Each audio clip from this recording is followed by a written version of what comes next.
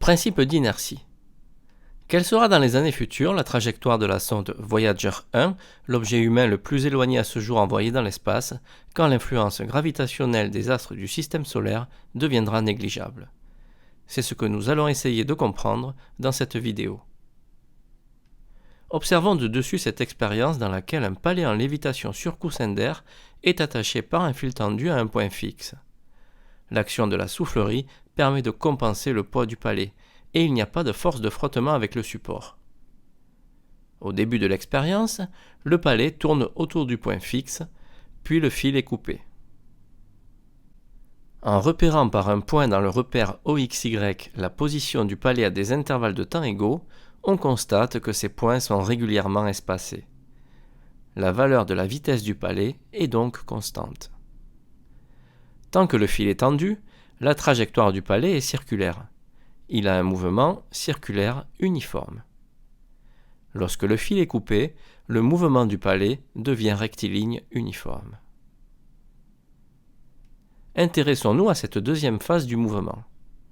Lorsque le fil est coupé, le palais n'est soumis qu'à deux forces, le poids P et l'action de la soufflerière qui compense les effets du poids et fait léviter le palais. Il a dans cette phase un mouvement rectiligne et uniforme. Son vecteur vitesse v reste constant. Le principe d'inertie permet de généraliser ce résultat. Un système qui n'est soumis à aucune force ou soumis à des forces qui se compensent, comme le palais dans l'expérience précédente, est soit immobile, soit en mouvement rectiligne uniforme. Aux confins de notre système solaire, l'influence des forces de gravitation exercées par les astres du système solaire est quasiment négligeable. On peut donc considérer que la sonde Voyager aura un mouvement rectiligne uniforme. La contraposée du principe d'inertie nous permet également de dire que si entre deux instants voisins, un système n'est ni immobile ni en mouvement rectiligne uniforme, les forces s'exerçant sur lui ne se compensent pas, et son vecteur vitesse varie. Voyons cela sur deux exemples. Intéressons-nous à la partie circulaire du mouvement. Dans cette phase, le palais est soumis à trois forces. Son poids P et l'action de la soufflerie R qui se compense, et la tension T exercée par le fil tendu. La tension du fil courbe la trajectoire du palais à chaque instant. Une force peut modifier la direction du mouvement, donc modifier le vecteur vitesse v. On lâche maintenant un objet dans le champ de pesanteur terrestre. En l'absence de frottement, il n'est soumis qu'à son poids P. On dit qu'il est en chute libre verticale. On repère à des intervalles égaux sa position sur un axe OY. Entre deux prises de mesure, la distance parcourue par le système augmente, donc sa vitesse augmente. Le poids a donc pour effet d'augmenter la valeur de la vitesse d'un corps en chute libre. Le vecteur vitesse est là aussi modifié. Retenons donc qu'un système qui n'est soumis à aucune force ou à des forces qui se compensent est soit immobile, soit en mouvement rectiligne uniforme. Que la contraposée du principe d'inertie permet d'affirmer que si un système n'est ni immobile ni en mouvement rectiligne uniforme, les forces s'exerçant sur lui ne se compensent pas. Enfin, une force s'exerçant sur un système peut modifier la valeur de sa vitesse, comme dans le cas de la chute libre verticale d'un objet, et ou la direction de son mouvement, comme dans le cas de la rotation d'un palais autour d'un point fixe. Réalisons un petit test de 3 questions. Mettez en pause lorsque le symbole suivant s'affiche pour prendre le temps de répondre. Choisir là où les bonnes réponses.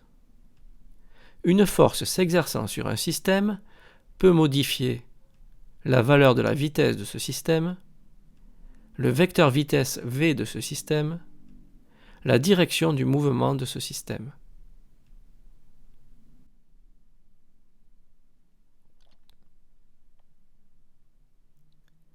Une force dont la direction est celle du mouvement modifiera la valeur de la vitesse du système.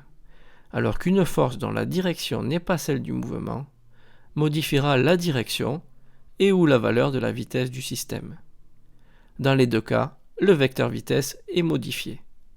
Toutes les réponses sont donc correctes.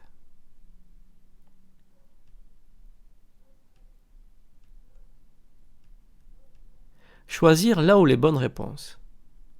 Un palais de hockey se déplace sur une patinoire. Le schéma ci-dessous représente de la gauche vers la droite les positions successives du palais relevées à des intervalles de temps égaux. Le mouvement du palais est rectiligne uniforme. Le palais est soumis à des forces qui ne se compensent pas. Le principe d'inertie n'est pas vérifié.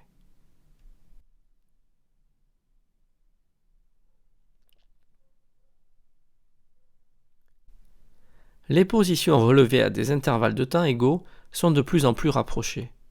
Le mouvement du palais est rectiligne décéléré. Le palais est donc soumis à des forces qui ne se compensent pas conformément à la contraposée du principe d'inertie. Ce dernier est donc bien vérifié. Choisir là où les bonnes réponses. Un parachutiste saute d'un avion. Il tombe en chute libre verticale. Il est soumis à une seule force, son poids P. Il est soumis à son poids P et à l'action de l'air. Le mouvement du parachutiste sera rectiligne uniforme.